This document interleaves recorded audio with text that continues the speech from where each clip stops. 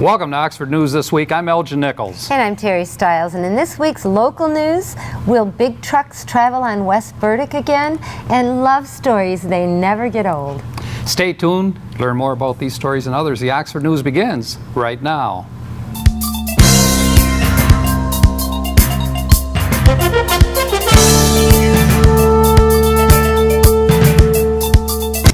A 3-month-old Oxford Village ordinance restricting large truck traffic on West Burdick Street may be appealed if left up to the Village Council.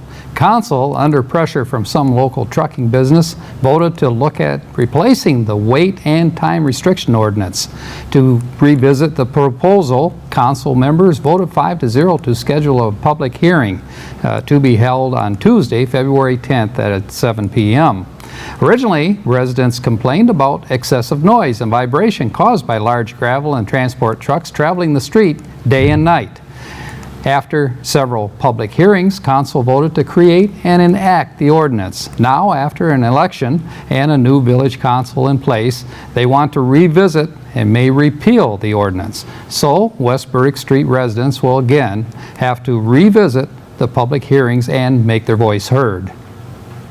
The Oxford Village Council voted 5-0 to pursue licensing, maintenance, and road construction agreements that would allow a piece of the village-owned property at Dayton and Willow Streets to be contacted and contracted by the Ridgelawn Village Memorial Cemetery for use as a vehicle entrance during and after funeral processions.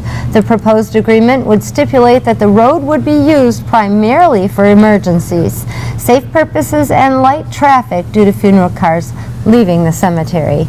A planned gate at the entrance would be closed to ensure the road does not become a thoroughfare. Some local residents disagree with the proposed street plan over concerns that the excessive traffic will cause an already traffic-busy neighborhood to become less safe for residents and children. Oxford Township trustees voted to approve the sale of over 4 acres of vacant land at M24 and Dunlop Road, and the price they agreed to was $65,000, lower than the original asking price of $70,000. The property zoned single-family homes was sold to Oxford residents John and Amy Drake. The total receipts from the purchase will go directly to the Oxford Township Water Fund. It looks as though the Downtown Development Authority will once again have a full-time DDA director, and part-time acting director Jenny Shomish was offered the job. The new position will require at least 40 hours a week and pays $40,000 a year plus benefits, giving Shomish a total of $52,000 a year for her first stab at a full-time DDA director position. Shomish has been the acting part-time director since 2014 after the DDA cut a previous full-time position due to budget problems in 2013. Village manager Joe Young stated that the DDA has worked its way out of their monetary crisis and the budget continues to improve daily. Oxford missed getting its accreditation from the National Main Street Center in Washington, D.C. by 1 point in its yearly evaluation. The Main Street program is a national model for downtown revitalization that uses historic preservation as its basis. DDA Director Shomish believes Oxford was doing a lot of the right things, but believes it might have been a little too soon due to circumstances out of its control. Village Council President and DDA Board member Sue Bussardi optimistically said, "We'll work harder and we'll win it next year." The Oxford Township Board approved expenditures of over $300,000 to be used for Oakland County Water Resources to make repairs, maintenance, and upgrades to the municipal water system. The system provides water to nearly 3,000 Oxford residents. On the list of priorities is a 500,000-gallon water tower at Red Barn. Well, it's almost February and Valentine's Day is coming. And a home care company based in Oxford, Seniors Helping Seniors, is sponsoring a contest that encourages senior citizens to tell their love stories. If you have been married for 35 years or longer, simply write a letter explaining how you met your husband or wife and email your entry to seniors@shs-mi.com. or mail it to Seniors Helping Seniors, 1195 Oakmont Drive, Oxford, Michigan, 48371. If you are a widow or a widower, you are also encouraged to write sharing your memories. Entries will be accepted no later than February 1st, and the winner will be announced on February 5th. Well, Terry? I can't wait till they get those stories. It's always fun to read those love stories on how people met. It's very neat. It is. There's some pretty interesting stories, particularly since the wars were going on. Yeah, right. And not mention Vietnam and, of course, World War II. Sure. So even through the Depression period, there might be people who want to share. Anyway, I'm sure you have stories to share. Oh, I always have stories to share. Okay. But some stories this week were encouraging. Other ones I have some issues with. That Oxford Village thing where they want to put that ordinance back on the agenda. Yes. That should not be able to go back on the agenda. You can't keep putting things there till you get it the way you want it. As I recall from being on the council, the person, the deciding vote that voted it down, or the person that put it on the agenda in the first place, the very first time it came around, has to be the person to request that to go back on the agenda. So I think some research needs to be done before that even goes back on the agenda. And I don't know why they're messing with something that's not broken, but yeah, I was opinion. kind of wondering about that, but that makes sense. And I know you were at one time president of the council. So. Right. Yeah, we had an issue one time where something kept coming back to the agenda until the person got his way, and that shouldn't have happened. So I did some research on it, and I also happened to go to the MML conference in Mackinac and asked a couple of the attorneys that were giving some classes, and it cannot go back on the agenda. There's some stipulations, but it wouldn't hurt to have the village attorney look into it. Hey, I think that's a good idea. Yeah, well, okay. That's up to the new village council, but I agree. It's okay to look at it, but I don't think it's okay to put the public through that one more time, because that was kind of a contentious issue to begin with between township and village. We don't need any more reason for that to continue, so I don't know. Here's the public. Here we go again. Yeah. And so again, I'm looking forward to those love stories. So people, please put your stories in there. And that's it for Oxford News this week. If you'd like to learn more about these stories and others, stop by your local store and pick up a copy of the Oxford Leader newspaper, or better yet, watch us right here at OCTV. Coming up next on OCTV, tune in for Oxford Local Sports, then catch Oxford School News with John Ochins. After that, join us with Auto Talk and Science in the News with Dave Kenny. I'm Terry Stiles, and this is Oxford News This Week, where your news is closer to home. And I'm Elgin Nichols. Remember, always be kind to your friends and neighbors, and thanks for watching.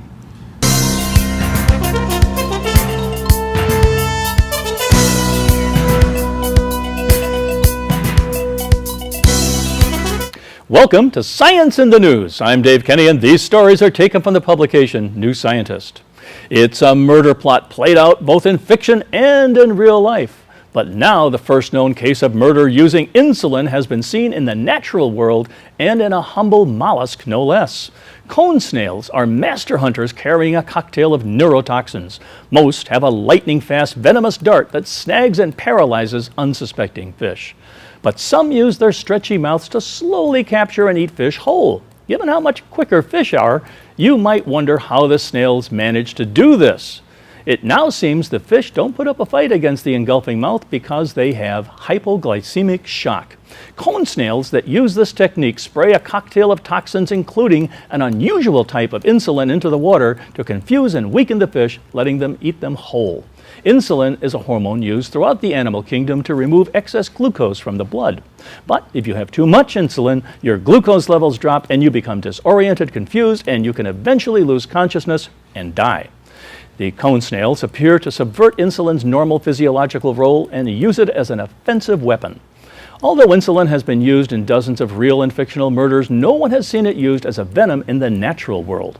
So when Helena Safavi-Hamani from the University of Utah in Salt Lake City and her colleagues found some cone snail shells produce insulin in their venom, they were taken aback. The team delved further and found genes that produce the insulin are expressed at high levels on the tip of the venom gland. Last year, Richard Lewis from the University of Queensland in Australia showed that part of the gland is used to spray venom into the water. Safavi Hamani's team also found that the insulin produced by the cone snails for use on fish is different from the one it uses to manage its own sugar levels. For one thing, it's the smallest insulin molecule ever seen. For another, it is much more like insulin used by fish than that seen in mollusks. When the team injected it into zebrafish, it elicited hypoglycemic shock. When they added it to the water in which the fish swam, the fish immediately became sluggish, moving around much less than normal. The small size of the weaponized insulin molecule could explain how it works so fast, says Safavi Hamami. And if the weaponized insulin is unusually fast-acting or potent, she says, it could help researchers understand how small changes in insulin molecules affect their function and potentially lead to better treatments for diabetes. In space, storms have clouded Uranus's normally placid face. In the past year, the gas planet has played host to huge cloud systems so bright that even amateur astronomers can see them from Earth, and their cause is a mystery. We have no idea. It's very unexpected, says Imke de Pater at the University of California in Berkeley. De Pater observed Uranus on August 5th and 6th on 2014 and was surprised to spot unusually bright features, the hallmark of clouds condensing in the planet's upper atmosphere. It was brighter than anything we had ever seen in Uranus's atmosphere before, she says. The planet's weather generally picks up at its spring and autumn equinoxes every 42 years when the sun shines on the equator. But the last equinox was 7 years ago, so the recent spike in activity is difficult to explain. De Pater's group spread the word, and amateurs around the globe trained their telescopes on Uranus. Coincidentally, the amateurs spotted a storm that De Pater had imaged at a different wavelength on August 5th. Using the Hubble Space Telescope, De Pater and her colleagues saw storms spanning a variety of altitudes, which could be linked to a vortex deep in Uranus's atmosphere, and they continue to watch. Still in space, Beagle 2, the UK spacecraft thought lost on Mars in 2014, has been found. It seems the probe landed successfully, but did not fully deploy its solar panels, so it couldn't communicate with Earth. But the spacecraft may have scientific data stored in its memory that astronauts could one day retrieve. The Beagle 2 team spotted the missing lander in images taken recently by NASA's Mars Reconnaissance Orbiter.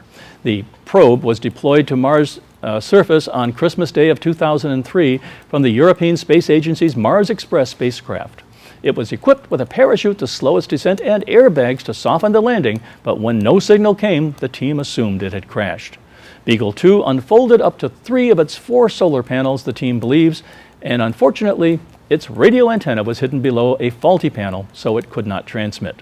The discovery means the UK can now officially claim to have landed on Mars, joining only the US and the then Soviet Union. Well, that's it for this edition of Science in the News. I'm Dave Kenny. Stay tuned to Oxford Community Television, and we'll be right back. You're watching OCTV! I'm John Ochins, and welcome to the Oxford Wildcats School Update. Oxford schools hosted a forum and had a school board meeting this past week. Much of the thrust centered around the strategic plan being constructed this year. Deputy Superintendent Tim Throne did most of the presenting on that. One of the main differences is in its flexibility through time.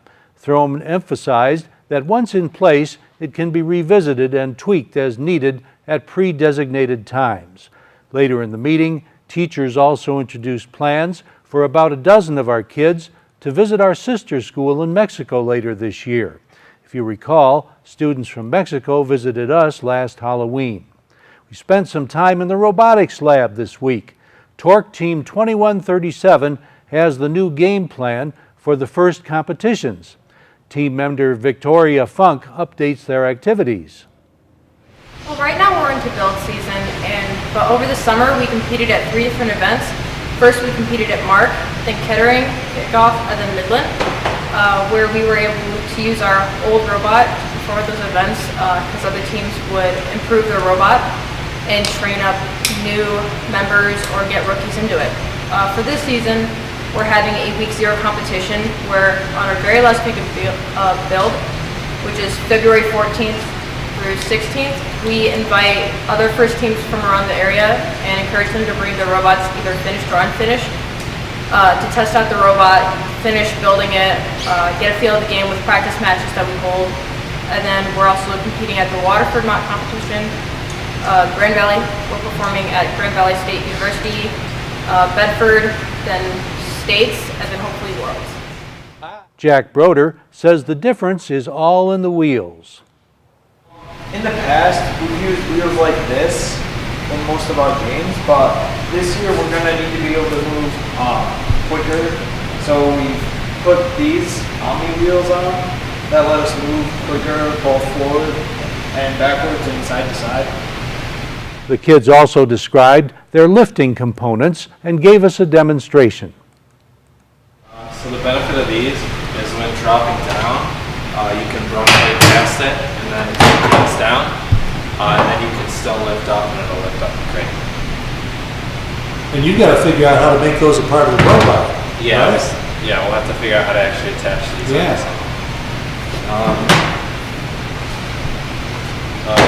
Here's another one, except this one's powered just by gravity.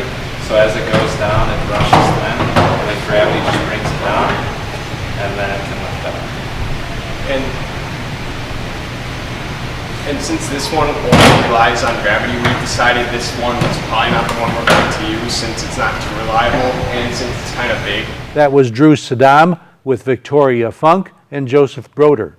Drew told us more about this year's game.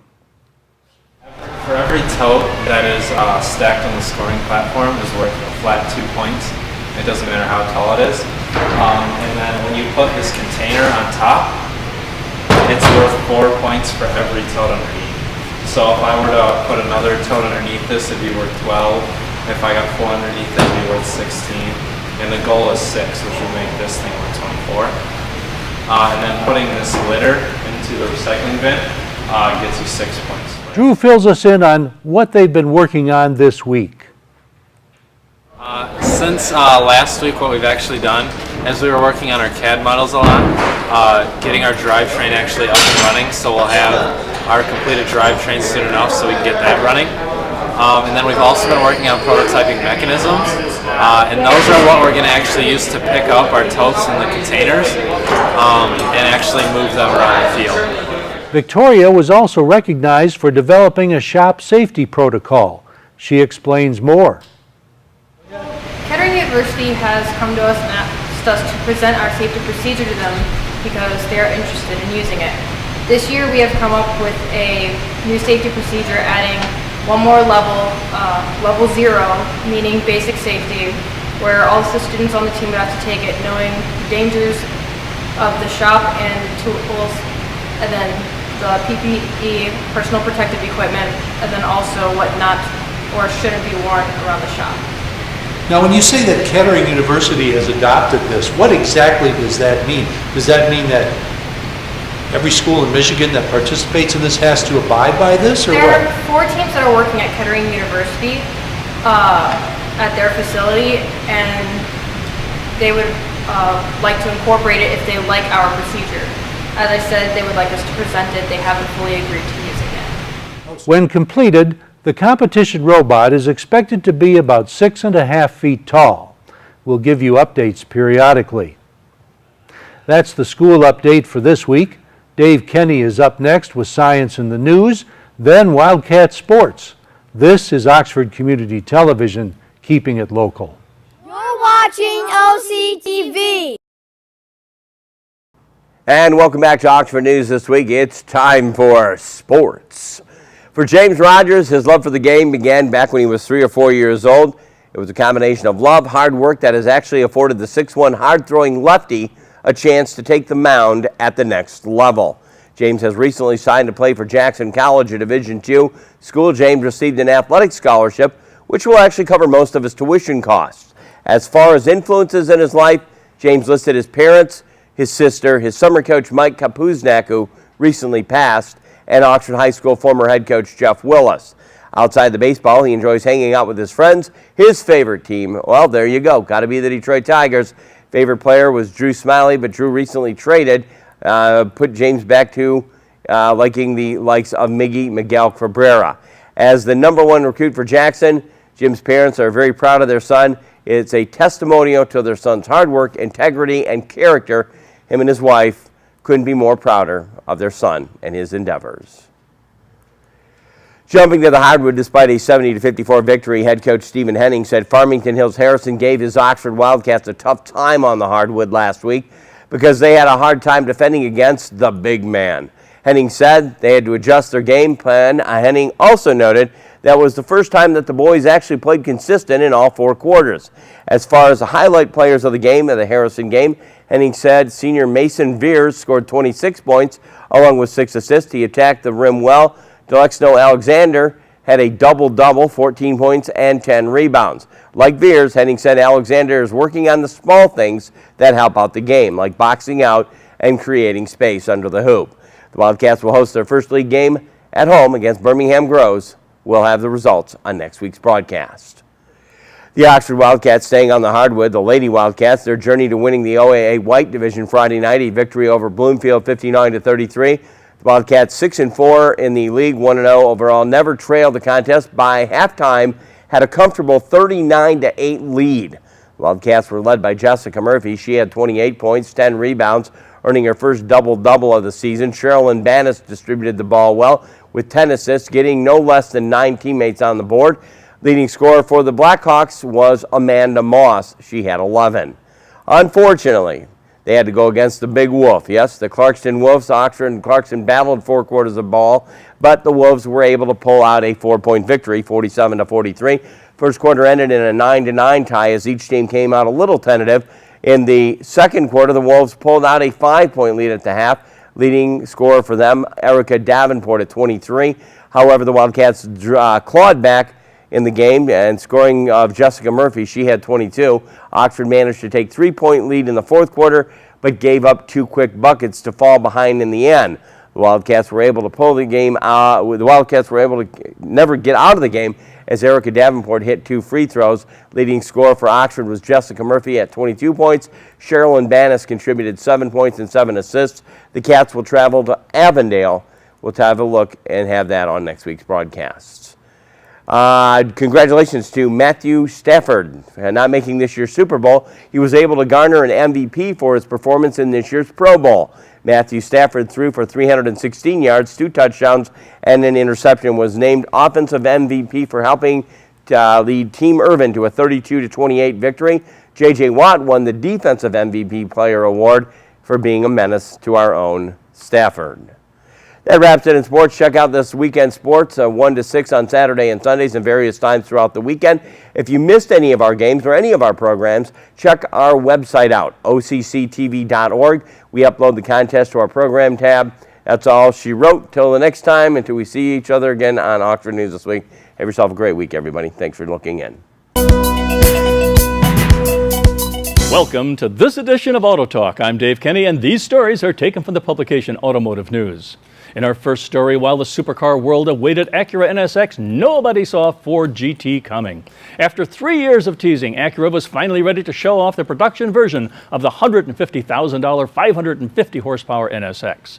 It was in that carefully planned moment that the Ford GT, which had been revealed about 2 hours earlier, arrived at its home on the next stand over, drawing a sizable crowd of its own. Whether that timing was a coincidence or not, the GT managed to steal some of Acura's thunder for the second time that morning. With even more horsepower than the NSX and almost no one expecting it, the GT barreled into the Detroit Auto Show the way Kramer used to burst into Seinfeld's TV apartment. The supercar showdown quickly became the talk of the show, epitomizing the optimism and exuberance that has blossomed after several years dominated by modesty and practicality. The 2 cars followed very different paths, accumulated in Detroit on exactly the same day, a few hundred feet apart. The NSX was essentially developed in full public view, with Acura trotting out concept versions since 2012, while Ford never officially breathed a word about the GT until January 12th. We had it developed literally in a secret location in the basement of the company, said Ford CEO Mark Fields. Ford said the GT's 3.5-liter twin-turbocharged EcoBoost V6 engine would produce more than 600 horsepower, and it gave no specifics on price, but you can guess. Analysts said the GT is certain to cost at least $200,000, if not considerably more. Among the car's chief competitors are the McLaren 650S, which goes for $265,500, Ferrari 458 Speciale, which goes for $29,000, and the Lamborghini Aventador, which runs about $400,000. The NSX is slated to hit the market well ahead of the GT. Acura plans to begin production in the fall at Acura's Performance Manufacturing Center in Ohio and make deliveries by year-end. Ford said production of the GT will start in 2016 and reach customers in the second half of that year. Sales volumes for both cars will be extremely low, likely only several hundred a year for the GT and fewer than 2,000 annually for the NSX. In both cases, it's more about the overall brand than the car itself. The NSX is a 3-motor hybrid with a twin-turbo V6 engine. It has 2 electric motors attached to the front wheels, with a third setting between the engine and the transmission, and the engine is mid-mounted. The GT is gasoline only, a demonstration of the performance side of Ford's EcoBoost technology, fortuitously timed with gasoline prices at a 5-year low and fuel economy less top of the mind for consumers. It's also a symbol of how far Ford has come since the dark days of the recession, when every month seemed to bring more job cuts, plant closings, and other grim news. Still at Ford, Ford Motor Company isn't planning to use as much aluminum beyond trucks because the benefits for other vehicles aren't as compelling, a top executive says. Joe Hinrichs, Ford president of the Americas, said the company sees better, more cost-effective ways to improve the fuel economy of its cars. Aluminum has a place, but not the same kind of place in cars as the newly introduced F-150, Hinrichs said at the 2015 Automotive News World Congress. One of the big benefits you get from lightweighting on trucks is you give customers more capability that they want. You can tow more, you can haul more, you can do more of those things by taking the weight out, Hinrichs said. On cars, Hinrichs said he expects Ford and other manufacturers to use aluminum only for limited applications such as doors and hoods. And at GM, General Motors has received 108 claims for compensation for ignition switch defects in its cars in the past week, bringing the total to 2,818, according to the official administrating the compensation program. Through January 16th, GM received 311 claims for death, 207 for catastrophic injuries, 2,300 for less serious injuries requiring hospitalization, according to the report from lawyer Kenneth Feinberg, hired by GM to administer the program. The number of claims found eligible for compensation rose to 121 from 112, according to the report. The company's compensation program has so far determined that 49 deaths, 7 severe injuries, and 65 other injuries were eligible to be compensated. The report said 230 claims have been deemed ineligible, while 857 were under review, and another 757 lacked sufficient paperwork or evidence, and 763 had no documentation at all. GM has set aside an initial $400 million to cover its costs for compensation for claims on behalf of people injured or killed because of the faulty switches. Well, that's all for this edition of Auto Talk. I'm Dave Kenny, and as always, may the wind be at your back as you cruise down life's highways. Stay tuned to Oxford Community Television, and we'll be right back. This is OCTV, Oxford Community Television, serving Oxford and Addison Townships with the best in local programming. Regina Woodson, manager of the new AAA insurance agency located at 14 North Washington Street in Oxford, want residents to know that they are open for business. For more information, just call 248-572-6506. Now, if you represent an organization wishing to show your support for our local Oxford school sports, music, concerts, or any of the many programs broadcast by our TV station, you could become a sponsor or an underwriter of OCTV. A promotional television spot would be created and recognition would be given to you by our sports announcers during the event. It's easy and it's inexpensive.